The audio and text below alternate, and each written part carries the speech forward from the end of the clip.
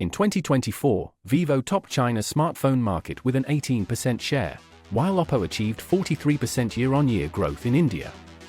Behind these Chinese twin stars in the global top 5 stands a business recluse from a Jiangxi rural village, Duan Yongping. 我们企业之所以能够走到今天，并不是因为我们这些人有多么的优秀，或者有多么的了不起。我个人觉得，包括我们很多这些管理人员，我们在一块商量的时候，大家有个共同的认知呢，是觉得我们之所以能够走到今天，最重要的原因是我们犯的错误比我们的竞争对手要少。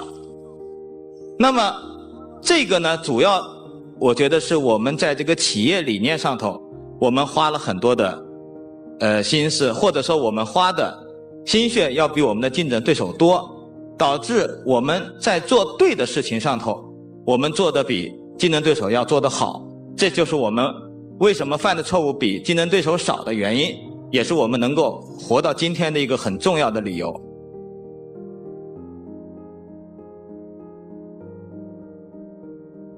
With 3 disruptive decisions, he carved out 2 survival paths in the red ocean of smartphones, yet retreated to the background at the peak, becoming the most mysterious invisible helmsman in business history. The game changer from cowherd to business hunter. Born in Nanjing in 1966, Duan Yongping moved to a Jiangxi rural village with his family at age 5. His childhood of dawn rice cutting and firewood carrying over mountains ingrained in him the simple truth of no pain, no gain. In 1978, he enrolled in Zhejiang University's Department of Wireless Electronics, later earning a master's in economics from Renmin University of China. This engineering plus business composite background laid the groundwork for his future cross-disciplinary innovations. In 1989, the 29-year-old Duan took over the Suba factory on the verge of bankruptcy. Facing 2 million yuan in debt, he keenly tapped into Chinese families' education anxieties, transforming gaming consoles into learning machines with the slogan, "Children study while parents work with peace of mind," quickly capturing 80% market share. In 1995, rejected over an employee stock ownership plan, he resolutely left, founding BBK with 6 core members, declaring, "I want those who create value to truly own that value." 2. The splitter spawning 200 billion empires. In 1999, Duan made one of business history's boldest splinter reforms, dividing BBK into independent OPPO, audiovisual, vivo, communications, and education companies, retaining only a 10% stake while distributing the rest to management. "Some say I'm cultivating competitors, but I say I'm creating a wolf pack," he said. He let teams unleash potential through healthy competition. OPPO cracked the market with 5-minute charging fast charging technology, while Vivo locked in young audiences with music phones plus offline experience stores.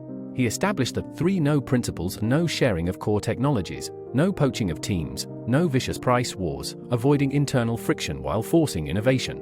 This decentralized model was radical in Chinese corporate circles at the time but laid the groundwork for the twins' future explosion. 3. The retreat to the reverse philosophy of retiring at 40. In 2001, when BBK's annual sales hit 5 billion yuan, Duan suddenly retired to the US to focus on investing.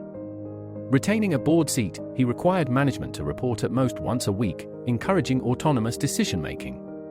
"The biggest trap for founders is thinking the company can't survive without them," he said. This hands-off management allowed Chen Mingyong of OPPO and Shen Wei of Vivo to take bold steps. The former bet on smartphone imaging, the latter deepened Southeast Asian offline channels. Meanwhile, Duan oversaw values from the background, once ordering a halt to sales and compensation after a supplier cut corners, losing over 100 million yuan but gaining a reputation for the industry's strictest quality control. 4. The disruptor rewriting industry rules with lenses. As smartphones fell into a specification arms race, Duan decided to dodge the limelight, focusing on imaging. OPPO spent 300 million yuan developing rotating cameras. Vivo launched front-facing soft-light selfies after Indian market research. In 2022, the twins partnered with Hasselblad and Zeiss, integrating century-old camera technologies into phones. The Find X7 Ultra's 1-inch large bottom sensor allowed phones to capture Tyndall light comparable to DSLRs for the first time, completely rewriting consumer perceptions. His logic was simple: Apple and Samsung excel in supply chains, but for cameras, we understand what Chinese people want better. The team once camped in Hengjian for half a month studying ancient costume drama lighting. Engineers conducted 2 000 noise control experiments to optimize night shooting. Tangible quality matters more than any gimmick, he said.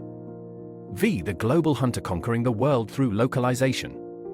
When entering India, Duan took the opposite approach. While Xiaomi focused online, OPPO and Vivo built 2,000 square meter experience stores in Bengaluru, provided free training for rural dealers, and even launched curry-colored phone cases.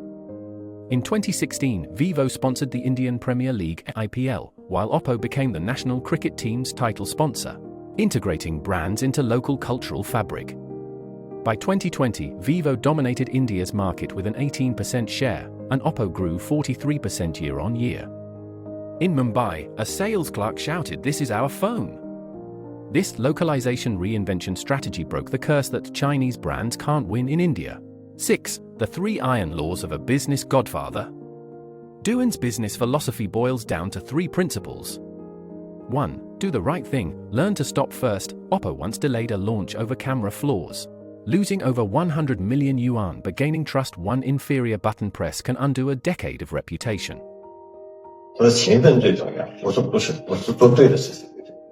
因为我说勤奋最重要，你会变得更勤奋吗？你不会，至少我不会，但是呢，你想着做对的事情，发现错了你赶紧改。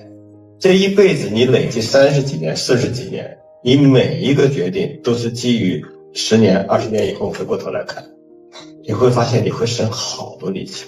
我们30年毕业、40年毕业，我看那些同学都是很聪明的人，但有些人在原地就转了30年、40年，那这个可能每个小的决定，它都是基于眼前的利益，对吧？勤奋嘛，他们可勤奋了，但是不管用。2. Aim for no grand ambitions, hide ambition in details. Vivo's 2,000-hour button testing and OPPO's anti-miss plug charging interface design embody slow work yields fine products. 3. Integrity is the smartest business logic. At OPPO and Vivo, 30% employee stock ownership and shared dividends for workshop workers and executives mean when employees treat the company as home, self-motivation surpasses all management systems. Epilogue: The Oak Planter. In a Shenzhen showroom, the OPPO Find X8 Ultra plays aerial footage of Yunnan's terraced fields. Sunlight filters through the lens, gilding morning mist, the same light Duan saw in his Jiangxi childhood. Today, his investment portfolio spans Apple and Pinduoduo. But what makes him proudest are still those 2 branded giants. Business isn't fireworks, it's tree planting, he often says. The boy who once counted solar turns in rice paddies spent 2 decades rooting, growing 2 towering oaks in the smartphone jungle. And he himself remains behind the shadows, watching their branches rustle in the winds of global markets.